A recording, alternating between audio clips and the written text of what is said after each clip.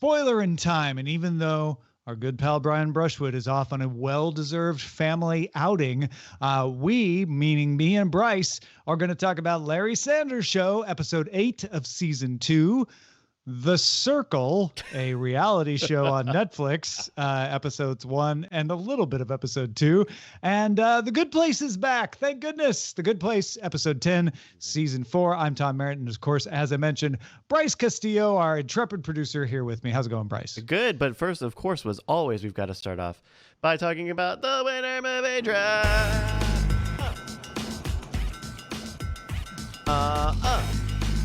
Hey, what's that Edgar Allan Poe story where the axe just keeps swinging a little closer to the head slowly? Oh, that's not the Crucible, is it? No. It's the axe of Amontillado. That's right. The telltale axe. The Raven's axe, I believe. The Raven's axe. That's how I feel right now as I'm leading the movie draft with 601,482,000, and John Teasdale with the still making money Frozen 2 creeps slowly up on me with 580.849 million. Have to say, I'm feeling pretty safe from Star Wars Rise of Skywalker, sitting down there at 406 million and kind of starting to peter out now. Yeah, and I don't think Frozen is going to make another $22 million. Could it? I'm certainly not going to make another $22 million, but if it were, it could happen by February 15th. I mean, isn't that what's the very last day? Because January 17th is our last two movies. Right. We have a long break between Spies in Disguise, which is our last movie on December 25th, and Little Women, and The Voyage of Dr. Dolittle, which is Movie League Mike's movie, and Bad Boys for Life, which is Brian Brushwood's last movie. I think Bad Boys for Life is getting some good buzz, getting a lot of press anyway.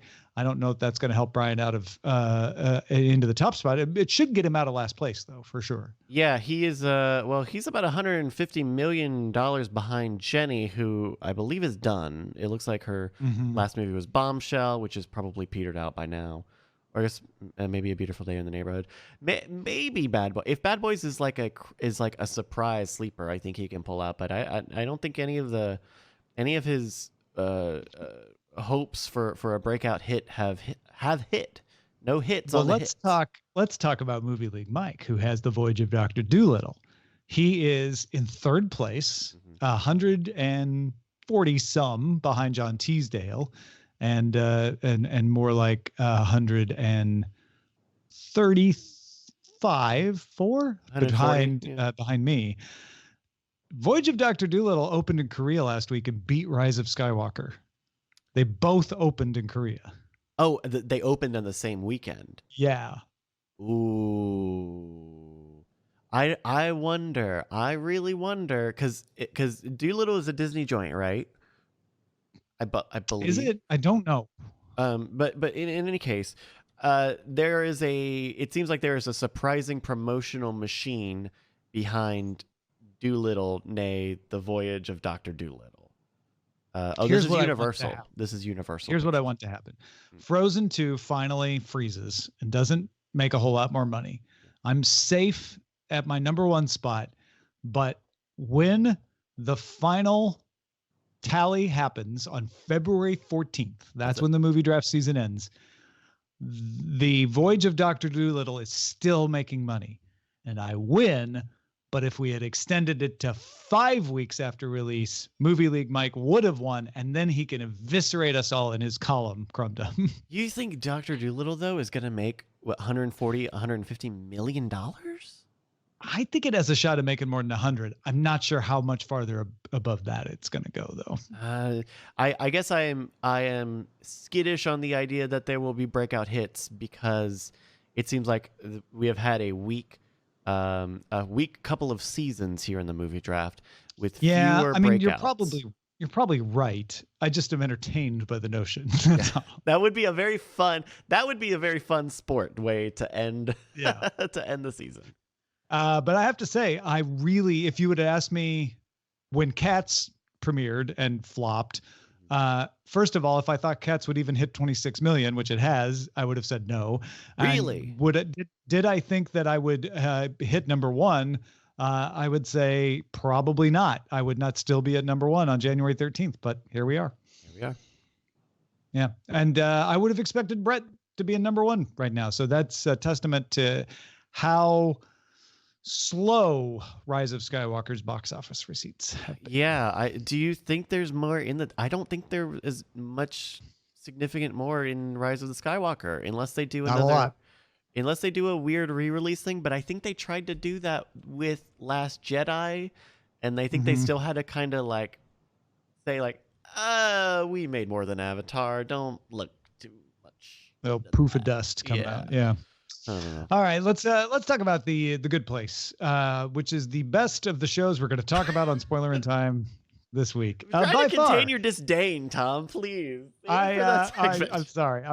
But I also really like this Good Place. It was a nice Janet episode. My laptop is named Janet in Janet's honor. I'm a big fan of Darcy Carden, and she did great in all the various Disco Janet. Disco Janet is amazing. Yeah. And right down to the end, when she's getting marbled, was amazing. Of course, Maya Rudolph, also fantastic, and we got great performance from Maya Rudolph. Honestly, the plot didn't really advance much here. It was just an entertaining way of getting us to the end of the episode when we finally, slightly unbelievably, convinced the demons to sign on to a new plan. Yeah, I kind of expected, or maybe this is what the finale of this show will be, but I kind of expected that they would end up in a situation where they advocated for no afterlife, or for like, I don't know, some single plane of like, I kind of expected they would be like, what if we upended this and say there's not a good place and a bad place anymore? But then they wouldn't get the demons on board. They had to come up with something that the demons could live with. Why? Who cares? Because if they don't get the demons to agree, then the judge won't let it happen. I don't know. I felt like there was just a lot of me questioning, like, why do they need to appease the demons? Why do they have so much power? In this? Yeah. That's more because the judge has ruled, and so the judge is like, why would I overrule it? I kind of bought that, which is the judge was saying like, well, if everybody involved in the thing I'm judging on says they'll do this other thing, then fine. Yeah. But since I'm the judge, if you all can't agree, it's up to me to make a decision, and this is the decision I made. Yeah. It's almost like you get the demons on board so you can settle out of court. Is kind of the way I felt. Okay. Yeah. That makes sense. What did you feel about what they ended up landing on, which was an idea of coming back to the idea of a middle place? They landed on purgatory, and as a Catholic, I was like, oh well, that's been around. My other prediction, right? I had two thoughts, right? It's either they're gonna get rid of the good place and the bad place, and they're just gonna have an after place.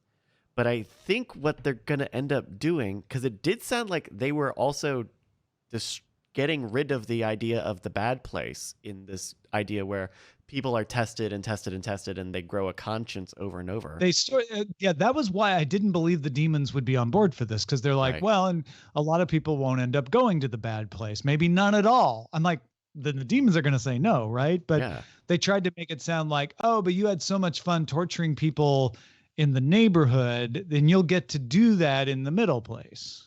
Yeah, it just makes me think that the fun haha moment of this is going to be like, oh, they end up creating Earth. It's just Earth, or a new Earth, Earth 2 birth.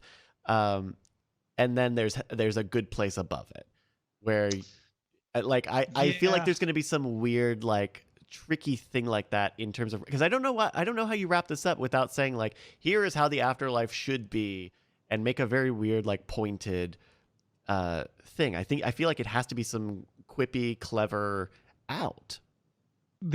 So we have 3 episodes left. Yeah. All right.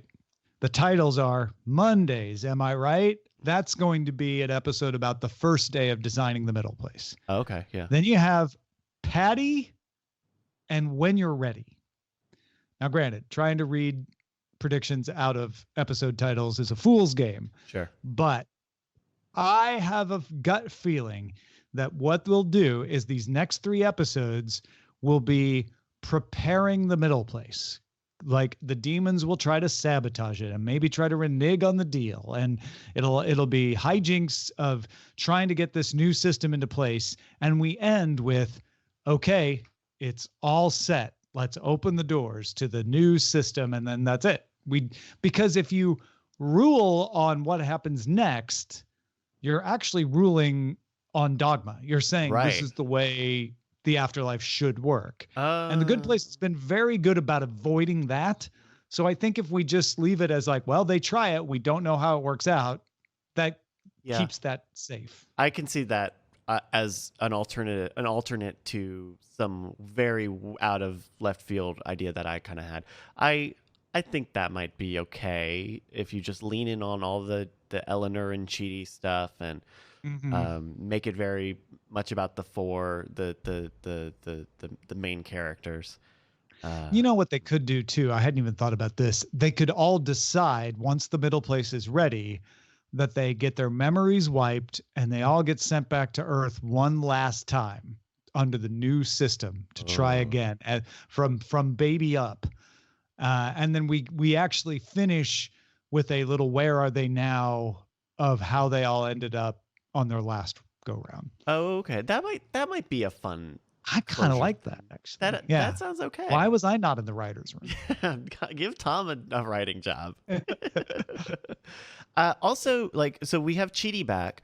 It feels good that Chidi is now a character in the show The Good Place and not just a cardboard stand-up.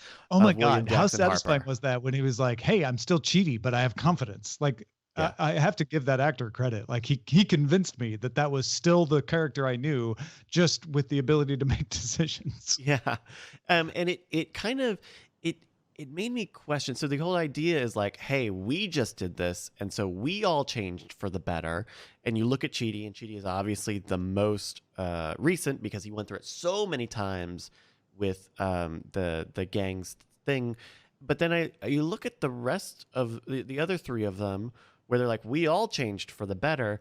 And I feel like Tahani and Jason maybe haven't had much character growth as much as they were trying to sell. What's funny about Tahani is we've seen Tahani have character growth, but then for comedy's sake, it's like they rewind her and she starts talking and doing name dropping and all of that. She gets jokes, which I think is a Jason thing too, because they tried to be like, Jason can be smart, but then like they have him like throwing around the universe resetter device just after saying like, oh, I'm not so impulsive anymore. Like that I don't understand where they're it's kind of like, well, which Good Place do you want? Do you want the funny one or do you want to take it seriously? And I have to say I prefer the funny one, so I'm okay with that, I guess. Yeah. Also another weird interaction with all the Good Place people of them being bumbling bureaucrats, which I think is a very weird. I feel like if this show had another season, they would have spent more time figuring out who those people are supposed to be and why they're supposed to be like that. Yeah. But they just feel they feel weird in a world where that's objectively supposed to be the best people. Right, because the best people are apparently like just have no backbone and agree to anything. Yeah.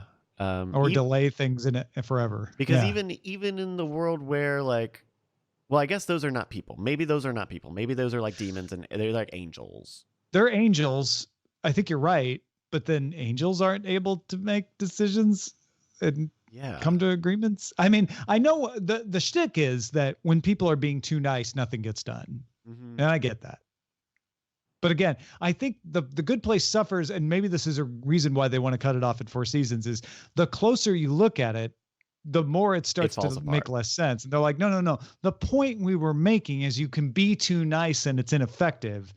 Don't push it. That metaphor is not meant to go that far. Yeah. So maybe that's enough for it. But I was glad to be back with Chidi feeling back. I feel like I'm ready for an episode where the 4 main characters do something, all of them together, please.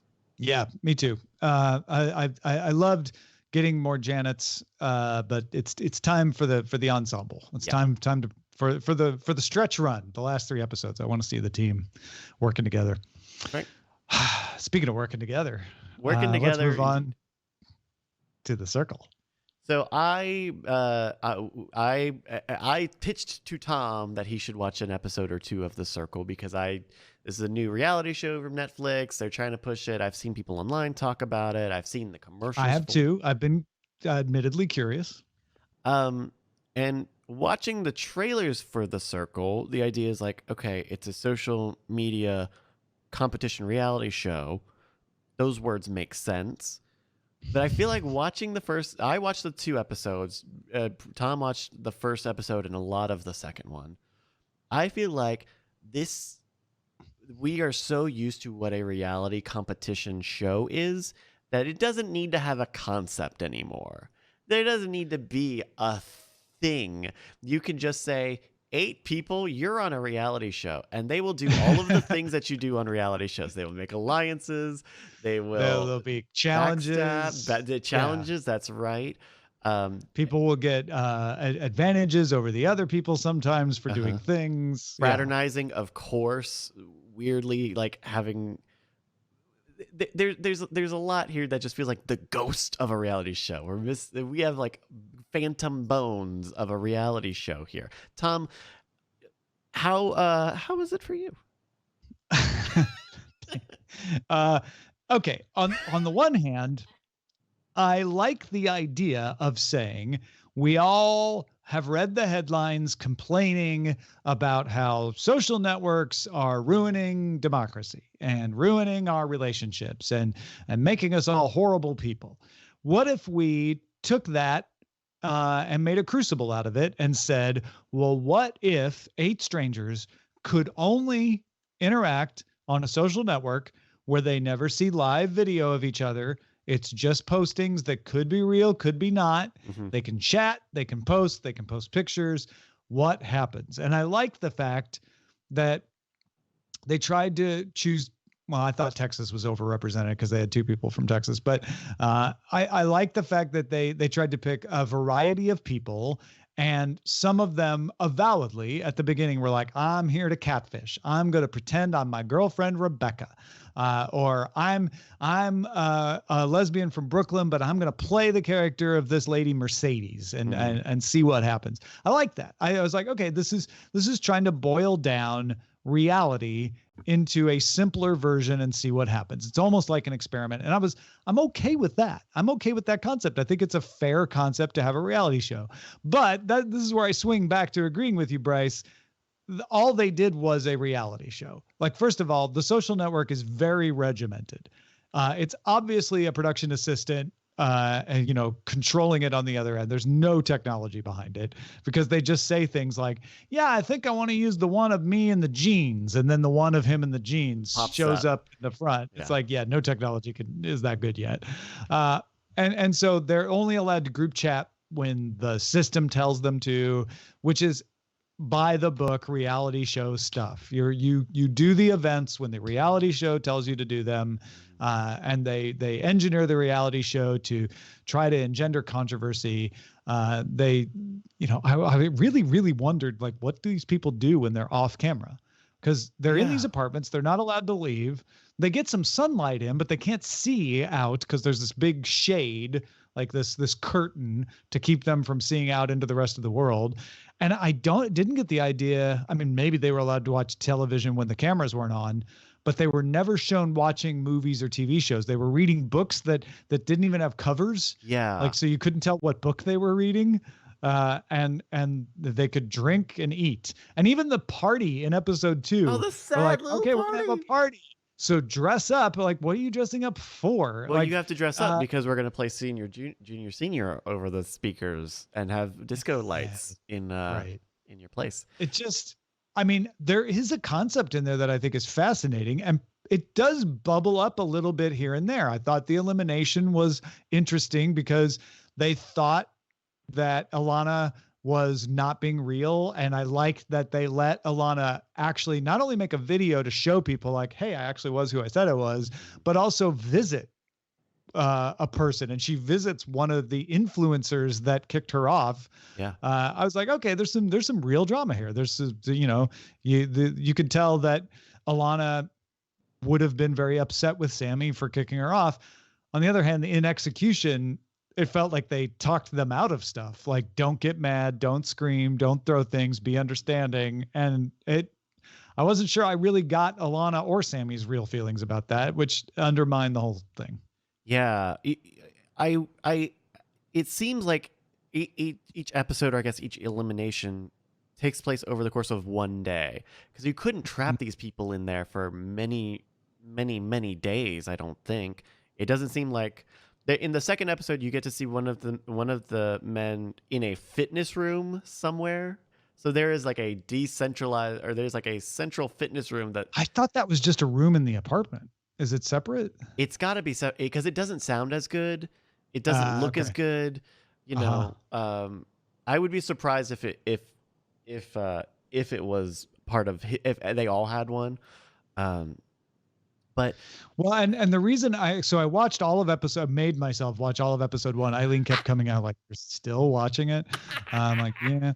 So I watched every second of episode 1, and then episode 2, I watched the beginning to see how they handled Alana's departure. Yeah. And then I fast forwarded it through a bunch of the challenges and stuff to get to the part where they introduced the new character. So the other part of this is 2 people are rated. Everybody's rated by everybody else. And the people with the 2 highest ratings get the power to block somebody. And that's how they kicked off Alana. But then they bring in a new character, a new person. So the other thing, Bryce, maybe you caught this and I didn't. I'm not sure how you win. I don't have any idea if they're going to keep, because they definitely keep adding people. I'm going to win this. I like, how does that happen? Right. It feels kind of like a Royal Rumble, like at a wrestling, where they just keep throwing people in, and you're handicapped because you have to start at the beginning. And whoever's left for some reason wins. This is what I'm saying, Tom. I don't understand it as a show. There's people get eliminated, but then they come. But the new people come in, so there's always 8 people, which kind of makes sense. If you're going to have a vibrant social network, you need people. But then they never explained a point system or anything, like a leaderboard. I don't know. Maybe that comes in a later episode. And I can't imagine at the, say, last episode, 8 people would just decide who wins out of the benevolence of their hearts. How would that that wouldn't make any... I guess you could just do the ratings thing one last time, and whoever wins the ratings at the very end wins. But everyone would just rate themselves up. You can't rate yourself. You only rate the other people. That all seems inelegant in a way that I think game shows should not be. Yeah. You know, it feels very... I think this was either this is an adaptation of a British show. It is. I believe it's an adaptation of a British show, and it feels loose in the way some British game shows can be, you know, especially when Yeah. I felt like the characters, the people they got to, you know, they got a Jersey bro, and they got a professional basketball player, you know, a European League basketball player, and they got oh, she was Bronx. I think I said Brooklyn, and I apologize to the woman playing Mercedes for saying Brooklyn instead of Bronx. But I'm glad they got a lesbian from the Bronx who's like, go Yankees, pretending to be somebody else. I thought the setups were all really interesting. I thought the people they cast were interesting. The execution lacked for me. I am reading here on wikipedia.org that the Circle, in the final, contestants rate each other one final time, and the highest rated player wins the series and the cash prize. So you have to try to survive to the end, or be the last person added and convince everyone to love you. Right. Which is another thing that feels very loose. I don't know that I will watch this, but I might just have it on. Oh, all right. Maybe. You let me know how Madeline is. She was the new one. Wait, is it Madeline? I thought it was Jessica. Or Melissa? I don't even know. Melinda. It's probably Melinda. Who knows? Dorinda from Housewives of New York. Let me know how Ladenja is. All right. Let's move on to Larry Sanders Show. We're just doing one episode this time. Right. And that will be Life Larry loses interest, Right. and it's about Larry starting to feel like he just doesn't love doing the show, and he wants to write a script. He Mhm. wants to make a movie, and everybody starts to catch on, and Artie gets freaked out, and they try to rekindle Larry's interest in the show. I thought it was very interesting to see this at what is supposed to be, I guess, an upper echelon of Hollywood, right? Like the idea is like this is this is Yeah, a this man is a who, Letterman Leno level show. It may yeah. not be as big in ratings as them, but it's same time slot, major network, etc. And so the star is I mean, like it comes out that everyone finds out that he is, losing interest. They talk openly about it. I mean, Hank says it like 8 times in that one scene. So I'm concerned about Larry losing interest in the show.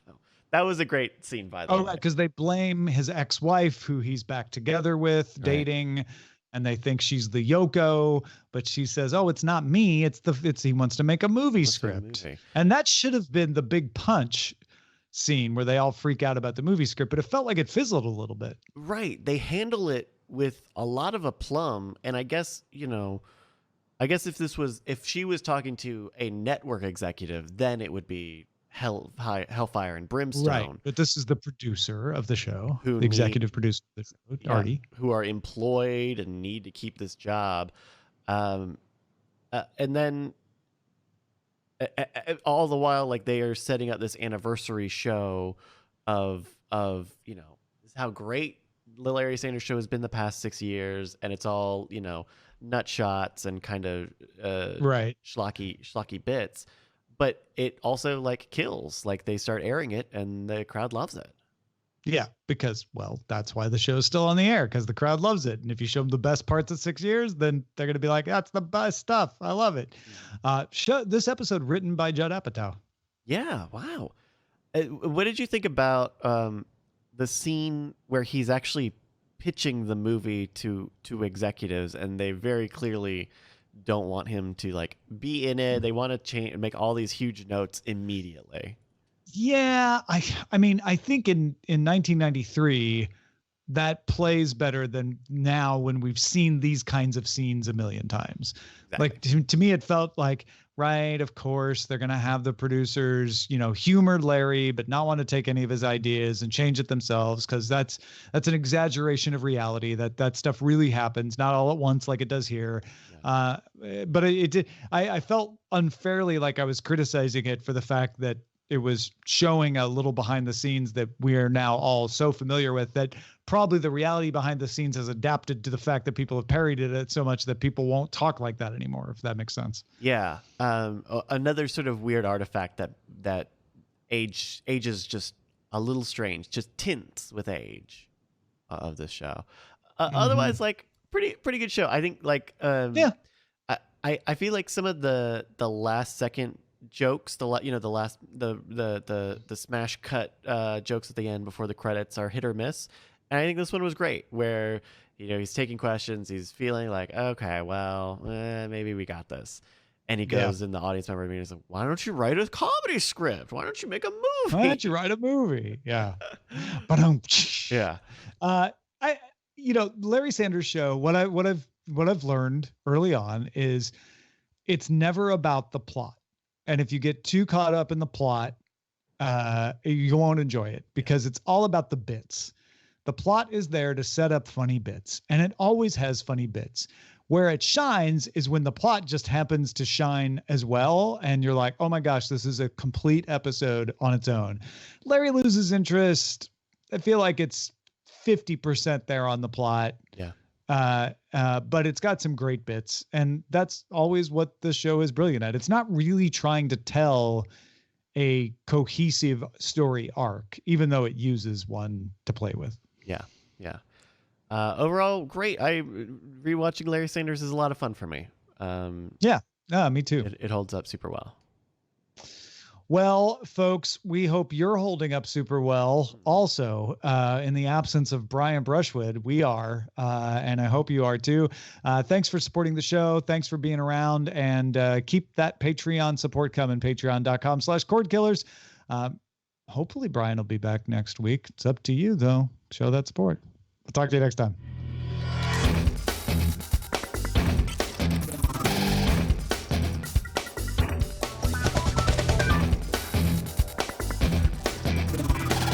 Diamond Club hopes you have enjoyed this program.